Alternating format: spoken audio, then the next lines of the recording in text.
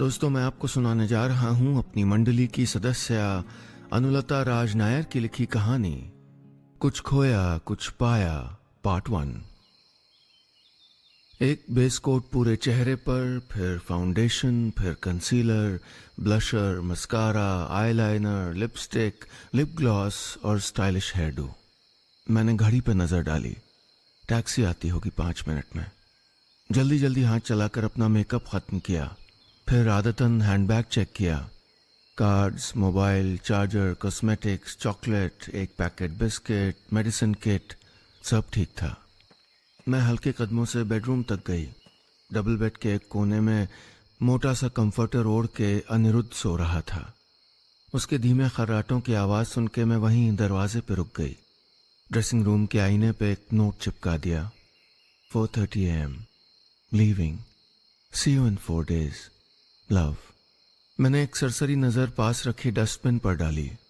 अलग अलग रंग की पर्चियां बॉल बनाकर फेंकी हुई थीं। ये वो पर्चियां थीं जो मैं और अनिरुद्ध ड्यूटी पर जाते समय एक दूसरे के लिए लिखकर छोड़ जाते थे। एक छोटा सा गुड बाय नोट। उनमें ज्यादातर यही लिखा रहता था, जा रही हूं या जा रहा हूं, मिलते हैं 2-3 दिन बाद या 4 दिन बाद। और आखिर में लव, यानी अंग्रेजी के 4 अल्फाबेट जिनका मतलब कब तक प्यार था और कब रस्म अदायगी हो गया, नहीं कह सकती। ये नोट्स के जरिए बात करना हमारे लिए कोई नई चीज नहीं थी। आज से 2 साल पहले जब अनिरुद्ध और मैं इस अपार्टमेंट में शिफ्ट हुए, तभी से ये सिलसिला जारी है। क्या करते, ये हमारी नौकरियों की मजबूरी थी। मैं एक बड़ी एयरलाइन में फ्लाइट अटेंडेंट यानी एयर होस्टेस थी और अनिरुद्ध पायलट। हमारे काम करने का समय अक्सर मैच नहीं करता था और वर्किंग आवर्स भी अटपटे होते थे। ऐसे में एक दूसरे से मिलने में ही कई बार 10-10 दिन गुजर जाते थे। और ऐसा होगा ये हम तब भी जानते थे जब अपने रिश्ते को दोस्ती के पायदान से ऊपर ले गए थे। लेकिन तब लगा था कि क्या फर्क पड़ता है, कैसा भी रूटीन हो, प्यार है तो दूरियां भी नजदीकियां बन जाएंगी। कितने रूमानी दिन थे वो, बादलों जैसे हल्के, फूलों जैसे रंगीन। पहली बार मैं और अनिरुद्ध दिल्ली से दुबई की फ्लाइट में मिले थे। मेरे हाथ से कॉफी लेते वक्त अनिरुद्ध ने बिना मेरी तरफ देखे मग थाम लिया था। वो को पायलट से कुछ बात कर रहा था और मैं उसको देखती रह गई थी, जैसे वो बादलों के बीच उड़ता कोई ग्रीक देवता हो। वो शायद पहली नजर का प्यार था। 20 साल की मैं, नई नई फ्लाइट अटेंडेंट गार्गी कश्यप, और वो 28 साल का हैंडसम पायलट अनिरुद्ध ग्रोवर। क्या बला का कॉन्फिडेंस, क्या फर्राटेदार अंग्रेजी, वैसे ही शानदार हिंदी और फ्रेंच भी, और माथे पर गिरते मुलायम बाल और भी बहुत कुछ। सच कहूं तो सब कुछ। मुझे उसकी हर बात अच्छी लगी थी। उसकी आवाज, उसका गुनगुनाना, उसका मेरा नाम पुकारना। उस पहली मुलाकात के बाद मेरा मन 30-35 हजार फीट ऊंचाई पर उड़ते हवाई जहाज से भी ऊंची पींगे भरने लगा था। दूर तक फैले अंतहीन आसमान से भी ज्यादा आसमानी हो गया था मेरा मन। उफ, कितना अच्छा एहसास था किसी के प्यार में पड़ जाना। मैं हर फ्लाइट के बाद दुआ करती कि अगली बार भी मुझे अनिरुद्ध के साथ ही जाने को मिले। मेरा बस चलता तो ड्यूटी शीट में फेरबदल कर डालती, लेकिन कोशिशों के बिना भी मेरी ज्यादातर फ्लाइट्स अनिरुद्ध के साथ ही शेड्यूल होती थीं। वो शायद मेरी दुआओं के कबूल होने वाले दिन थे। मैंने एयर होस्टेस की नौकरी ज्वाइन की थी क्योंकि मुझको घूमने का शौक था। हवाई यात्राएं अपनी तरफ खींचती थीं। मैं दुनिया भर के छोटे बड़े शहर सब देखना चाहती थी। जब पहली बार मैंने हिंदुस्तान के बाहर कदम रखा तो बौरा गई थी। जयपुर जैसे शहर के बाद मैंने पहली बार मुंबई देखा था और उसके बाद सीधे दुबई। वो शहर जो मुझे एक जादुई दुनिया सा मालूम हुआ।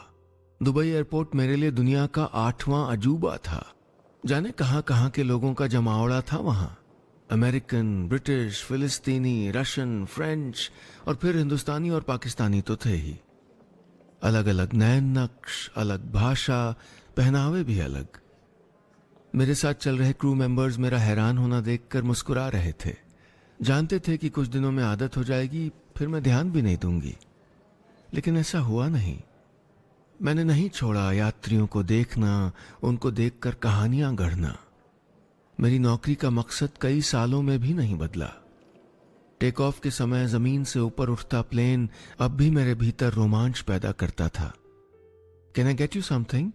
मीठी आवाज में यात्रियों से पूछते हुए मैं कनखियों से खिड़की के बाहर छितराए बादलों के गुच्छों को ताक लेती थी और हर बार टच डाउन के समय एक तसल्ली महसूस करती कि लौट आई हूं अपनी जमीन पर।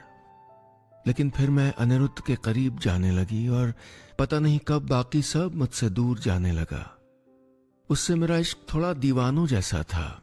मैं उसकी फैन थी, उसके व्यक्तित्व से बुरी तरह प्रभावित। उसने मुझे अपनी बाहों में इस तरह भरा कि मुझे कुछ और दिखाई देना बंद हो गया था। वो मेरे इश्क के ज्वार वाले दिन थे, ऊंची लहरें और किनारों को अपने में डुबोता खारा पानी। कुछ दिनों की दोस्ती, उसके बाद मोहब्बत के चंद महीने, फिर मैं और अनिरुद्ध एक साथ रहने लगे थे। उसने साथ रहने को कहा और मैं झट से तैयार हो गई। ज्यादा सोचने जैसा कुछ था भी नहीं। प्यार करती थी उससे, 24 घंटे उसका साथ, इससे ज्यादा मैं और कुछ चाहती भी नहीं थी। हालांकि साथ रहते हुए भी ऐसे 24 घंटे हमको बड़ी मुश्किलों से नसीब होते थे, यानी जब हम दोनों ड्यूटी पे ना हो। लेकिन जब ऐसा मौका आता तो वो सारा समय हम मनचाहे ढंग से बिताते। किचन में नई नई रेसिपी ट्राई करने से बड़ा एडवेंचर तब कुछ नहीं होता था। कमरे में ताजे फूल सजाना, फर्नीचर की सेटिंग्स बदलना, अलग अलग देशों से लाए मेमेंटोज को सहेजना या किसी कोने में लैंप रख के हल्की रोशनी में धीमा संगीत सुनना, सब कुछ एक परफेक्ट इक्वेशन के जैसा था, बैलेंस्ड। लेकिन धीरे धीरे हिसाब गड़बड़ाने लगा, रिश्तों के समीकरण बदलने लगे। अनिरुद्ध की फ्लाइट्स मुझसे अलग रहने लगी और ऐसा अब अक्सर होता था। लेकिन बात सिर्फ फ्लाइट्स बदलने की नहीं थी। मुझे अनिरुद्ध भी अब बदलता हुआ महसूस होने लगा था, मटीरियलिस्टिक होता जा रहा था। तोहफे खरीदते समय पसंद नापसंद की जगह प्राइस टैग देखने लगा था। यार तुझे ना प्लैटिनम पहनना चाहिए, ये पुराने सारे गहने लॉकर में डाल दो, अनिरुद्ध मुझको टोक देता। Old is gold Anirudh. मैं मुस्कुराते हुए माँ के कंगन अपनी कलाई में उतार लेती, लेकिन अनिरुद्ध कहाँ मानता। हाँ, old is gold and gold is old fashion, कहते हुए मेरे हाथ से कंगन उतार कर कोई महंगी क्रिस्टल घड़ी बांध देता। ऐसे लम्हों में मुझे उसका स्पर्श भी कितना पराया, कितना गैर रूमानी लगता, ये मैं उसको बताना चाहती थी। उसे कहना चाहती थी कि मत करो ऐसा, मैंने जिससे प्यार किया तुम वैसे ही रहो, लेकिन नहीं कह पाती। उसने अपने फ्लाइट आवर्स बढ़ा दिए थे। वो ज्यादा वक्त उड़ान में रहता और मैं जमीन पे खड़ी नापती रहती कि वो कितना ऊंचा, कितनी दूर चला जा रहा है। मुझे उसके घर में घुटन होने लगी थी, ज्यादा ऊंचाई पर ऑक्सीजन की कमी होने जैसी घुटन। मोबाइल में कॉल आ रहा था। स्टाफ टैक्सी नीचे पहुंच चुकी थी। मैंने एक बार आईने में अपनी शक्ल और उस पर चिपका नोट देखा जिसपे मेरे लिखे अक्षर थे। मैं दोबारा पढ़ने लगी। 4:30 AM, leaving, see you in 4 days, love, see you. नहीं, मैं नहीं मिलना चाहती थी उससे। 4 दिन में नहीं, 40 दिन में भी नहीं। और ये लव, नहीं जानती कि अब प्यार बाकी भी है या नहीं। मैंने स्लिप नोच के फेंक दी और पैड से दूसरा कागज निकालकर नया नोट लिखा। आई एम लीविंग, शायद यही ठीक है। I don't feel the same for you, ठीक है। हाँ, अपना सामान अगले हफ्ते आके शिफ्ट कर लूंगी।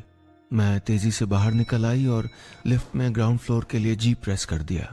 जानती थी कि इस तरह चोरों की तरह निकल जाना गलत है, लेकिन शायद मैं अनिरुद्ध के सामने रहते हुए, उसकी आंखों में देखते हुए उसको छोड़ के नहीं जा पाऊंगी। आधे घंटे के बाद मैं एयरपोर्ट पे थी। छोटा सा ट्रॉली बैग और एक हैंड बैग लिए मैं अनिरुद्ध का घर छोड़ आई थी। अब मुझे बैगेज चेक इन के साथ सभी केबिन क्रू के साथ सिक्योरिटी चेक के लिए जाना था। उसके बाद फ्लाइट ब्रीफिंग के लिए डिस्पैच डेस्क में रिपोर्ट करना था। मैं वहीं बाहर पड़ी कुर्सियों पे बैठ गई। मन अजीब सी उहापोह में था। अनिरुद्ध के लिए लिखा वो नोट मेरी आंखों के सामने नाच रहा था। कैसा लगेगा उसे जब वो जागेगा और उसकी नजर उस नोट पर पड़ेगी। उसके लिए कितना बड़ा शौक होगा। हालांकि बीते दिनों में मैंने उससे कहा है कि मैं उसके साथ अब सहज महसूस नहीं करती हूँ और थोड़ा वक्त चाहती हूँ, अलग होकर रहना चाहती हूँ। लेकिन वो मेरी बात हवा में उड़ा देता और मुझको अपने करीब खींच लेता, कस लेता अपनी बाहों में। उसे छोड़ने का मेरा फैसला वहीं उसके सीने में कहीं घुट कर दम तोड़ देता। इसलिए आज इस तरह नोट छोड़ के आई हूँ, चली आई हूँ उसको बिना कहे। मैंने अपना हलक सूखता हुआ महसूस किया। मैंने बैग से पानी निकाला, 2 घूंट पीकर वापस रखा तो ढेर सारा पानी बैग में छलक गया। मुझे अपनी बेख्याली पर गुस्सा आया। मैं सारा सामान बाहर निकालकर बैग टिश्यू पेपर से सुखाने लगी कि तभी बैग की लाइनिंग के नीचे मुझे कुछ महसूस हुआ। मैंने अंदर हाथ डाल के टटोला तो मेरे हाथ में खाकी कागज में लिपटे 2 पैकेट थे जिनमें एक सफेद चिकना पाउडर रखा था। मैं कांप गई। ये क्या है? ड्रग्स? इतने साल एयरलाइन में नौकरी के बाद इतनी तो समझ आ गई थी मुझको, कई दफे देखा था, पर ये मेरे बैग में? क्या करूं? सिक्योरिटी को बुलाऊं? चुपचाप फेंक दूं डस्टबिन में? किसी ने देखा तो? उफ, मुझे लगा कि मैं किसी बहुत बड़ी मुसीबत में फंसने वाली हूं। मैं वहीं कुर्सी पे बैठ गई।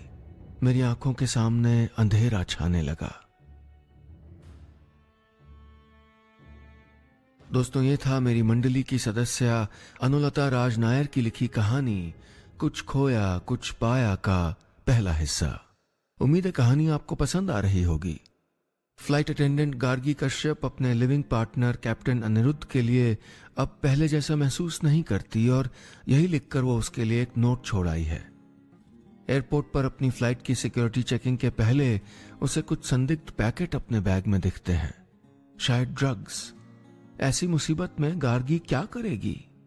जानने के लिए सुनिएगा कहानी का दूसरा हिस्सा, क्या खोया क्या पाया, पार्ट 2।